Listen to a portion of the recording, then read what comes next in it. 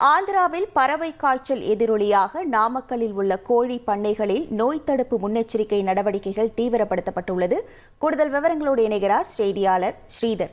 வணக்கம் ஸ்ரீதர், தற்போது என்னென்ன நடவடிக்கை மேற்கொள்ளப்பட்டு வருகிறது, அங்கிருக்கக்கூடிய கள நிலவரங்கள்? தமிழகத்தின் அண்டை மாநிலமான ஆந்திரா மாநிலத்தில் உள்ள கிழக்கு கோதாவரி மாவட்டத்தில் பறவை காய்ச்சல் வேகமாக பரவி வருகிறது. பறவை காய்ச்சல் காரணமாக கோழி பண்ணைகளில் வளர்க்கப்படும் பல கோழிகள் தினமும் இறந்து வருவதாக கூறப்படுகிறது.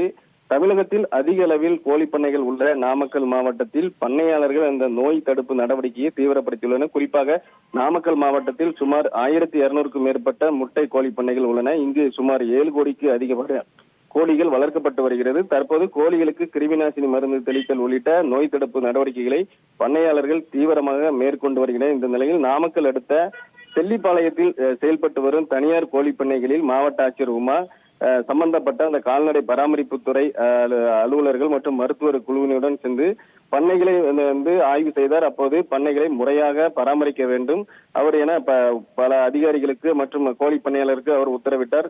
கோழி பண்ணைகளை கண்காணிக்க கால்நடை மருத்துவர்கள் குழு அடங்கிய ஒரு 45 அதிவிரைவு குழுக்கள் அமைக்கப்பட்டுள்ளது. இவர்கள் ஒவ்வொரு கோழி பண்ணையும் 24 மணி நேரமும் பண்ணைகளை கண்காணித்து வருகின்றனர். உங்கள் முழு விவரங்களுக்கு நன்றி ஸ்ரீதர்.